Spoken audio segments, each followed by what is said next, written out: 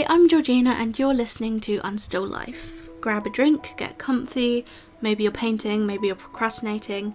Either way, we're going to talk about art, the world, and everything in between. Today we're talking about something that every artist has probably felt, even if we don't want to admit it, and that is the weird belief that to make real art we have to suffer. Like, if you're not exhausted, heartbroken, or doubting everything you've ever made, are you even an artist? Let's talk about where that came from, why we've built this myth of the struggling artist, and how it's followed us right into the age of TikTok and burnout culture, because I think it's time we question it a little bit. So, the tortured artist, where does this even come from? Because it's everywhere, right? It's not just Van Gogh and the missing ear, it's this whole cultural obsession with the idea that art only means something if the artist has suffered for it. You hear the story so often it sounds like folklore now, honestly.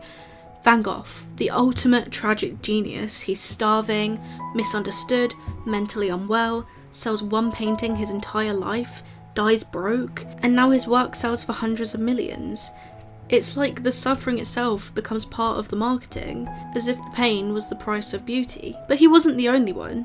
You look at Sylvia Plath turning her depression into haunting poetry, Beethoven going deaf and still composing symphonies that changed music forever, Frida Kahlo painting her body's pain in these surreal, intimate self-portraits, or even Basquiat, insanely young, insanely talented, burning out under pressure. They all became symbols of what we call the cost of genius. And we eat that up because it's romantic and cinematic and it gives suffering this kind of moral weight, I guess. But I always wonder, do we actually admire the art or do we just admire the suffering behind it? Like, what do we think makes something profound? The message or the misery? If an artist seems happy, we kind of squint at them. Like, okay, but where's the trauma? Where's the tortured backstory that justifies the work? It's crazy how deeply that belief runs. We've been told almost subconsciously that pain equals depth, that joy is superficial, but agony is completely authentic. And I get it. There's something about chaos that does feel powerful. When you're hurting, it feels like the world has cracked open and you're seeing something raw and true that no one else can. It gives meaning to the struggle, like if I'm suffering, at least it's for something. It's a way of making pain feel useful. But this whole thing, it's not just an emotional idea or a trend.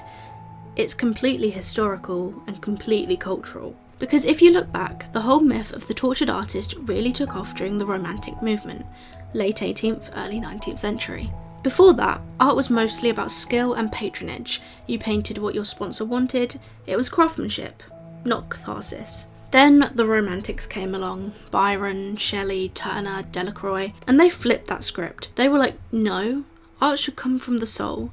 It should be emotional, dramatic, and completely raw. They worshipped the idea of the misunderstood genius, the artist who's too passionate and sensitive and visionary for the ordinary world. And that's kind of where we got this idea that to create something great you have to suffer for it, that real art comes from torment, that peace equals mediocrity. Even now you can see it in how we talk about artists. We learn about Van Gogh's breakdowns, not his obsession with colour theory. We quote Frida Kahlo's heartbreak, not her political activism. We talk about Sylvia Plath's death more than her craft. Even the way artists are marketed today, it's like we need a tragic backstory to make the art feel serious. Like it's not enough just to love painting. You have to overcome something to earn the right to do it. And honestly, it's kind of messed up because this narrative, suffering equals authenticity, is beautiful in a tragic way, but it's also very dangerous because it makes pain feel like a prerequisite. It turns artists into martyrs for their own work. And the thing is, it didn't disappear when the century ended. We just found new ways to glorify it. We traded oil paint for iPads and social media, but that hunger to prove our pain, that's still alive and well. We just perform it completely differently now. And that's where it gets interesting, because this myth didn't die with Van Gogh. It just evolved and started wearing different clothes. So here's the thing, the myth of the struggling artist, as I said, it didn't die with Van Gogh. It just got Wi-Fi. Now the struggle doesn't look like starving in an attic, it looks like refreshing your page. It's not cold paint water and unpaid rent, it's burnout and imposter syndrome. We're not starving for food anymore, we're starving for validation and engagement. We used to have patrons, now we have platforms. And our new patron, the algorithm, is unpredictable, temperamental, and just as cruel. You post your work, you wait for the dopamine hit of likes, comments, shares, and when it doesn't come, you start to question if you're even good. It's like your self-worth is suddenly tied to engagement metrics, and that's the 21st century version of starving. Emotional starvation, creative exhaustion. Tell me if this sounds familiar. You open Instagram, see another artist posting their 5th reel of the week, and immediately think, oh god, I should be doing more. We all do it. We scroll through everyone's highlight reels and forget they're just reels. You're seeing the finished piece, the tidy studio, the productive day, not the panic attacks or the half-painted canvases, or the days they wanted to quit. And yet, because we don't see that part, we start to think everyone else is struggling productively, and we're just, struggling. That's the comparison trap. It's so sneaky because it dresses up as motivation. You think, they're doing more than me, I should catch up. But what it really does is drain the joy out of what you're making. And the craziest part, we've turned burnout into a personality trait. Like, oh, I'm so tired, I haven't taken a day off in months.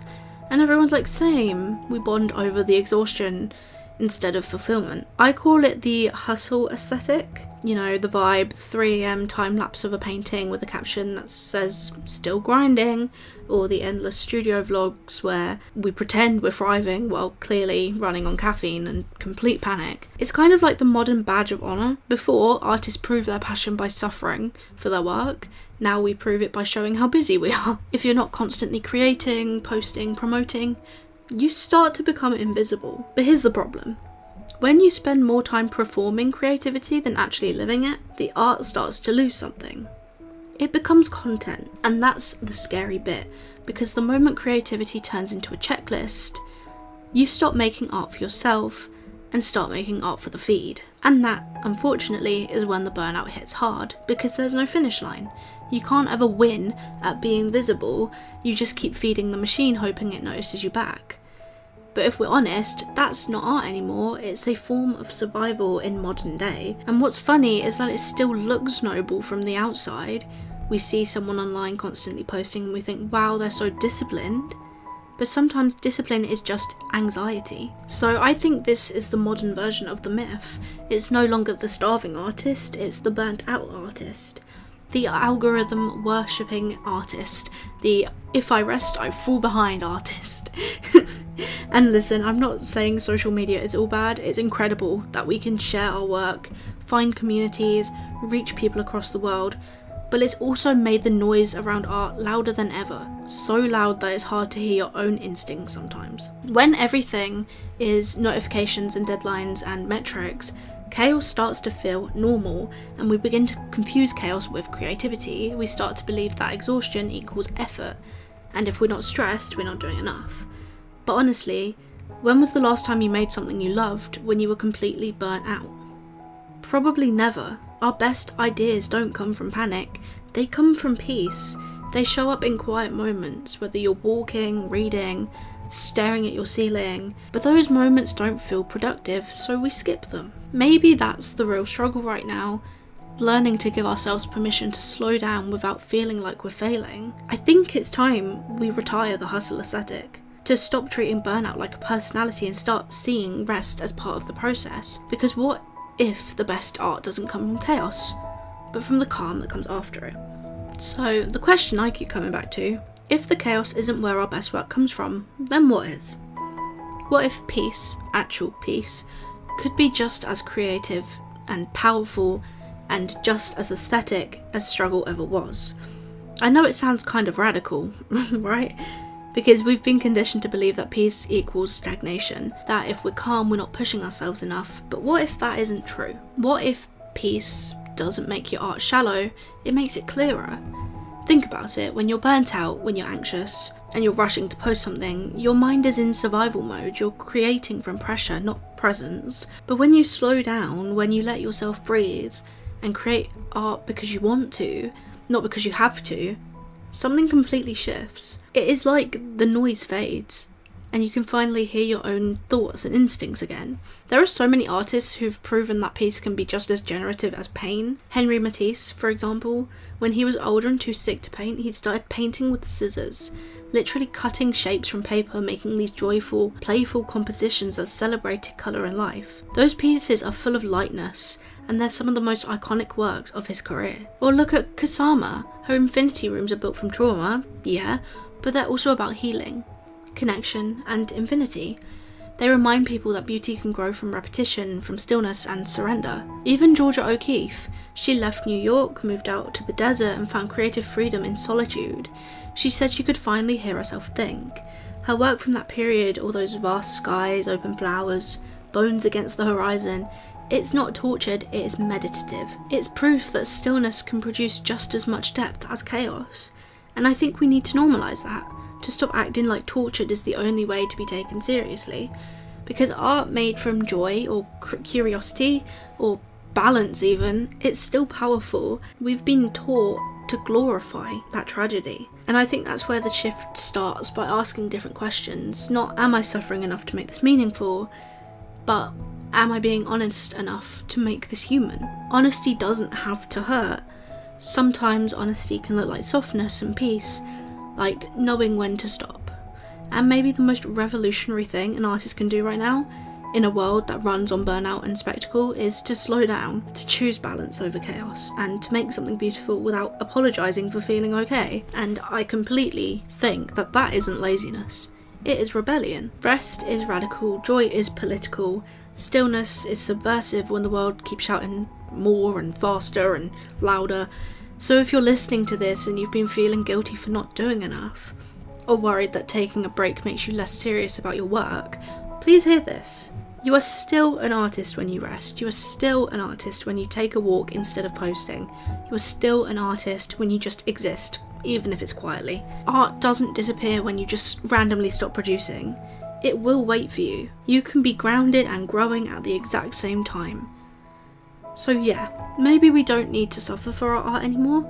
Maybe we just need to live for it. Unfortunately, that is it for today's episode, and honestly, I hope it gave you permission to slow down a little, to breathe and make something without needing it to mean anything. If anything I said today resonated with you, I'd love to know, do you think your best work comes from struggle or peace, or maybe somewhere in between? Tell me in the comments or send me a message. I actually read them all, and I love hearing how you see this as artists, students, collectors, or just people who love art. And if you want to support what I do, or just have a little piece of this podcast to take with you, you can check out my art prints and originals over in my shop. They're all linked in the description below. Every order helps me keep making this podcast, and honestly, it means the world. So whether you're painting, scrolling, or just existing quietly today, remember, art doesn't need to come from chaos to matter. Sometimes the calmest moments are the most creative ones. Thank you so much for listening to Unstill Life. I will see you in the next episode.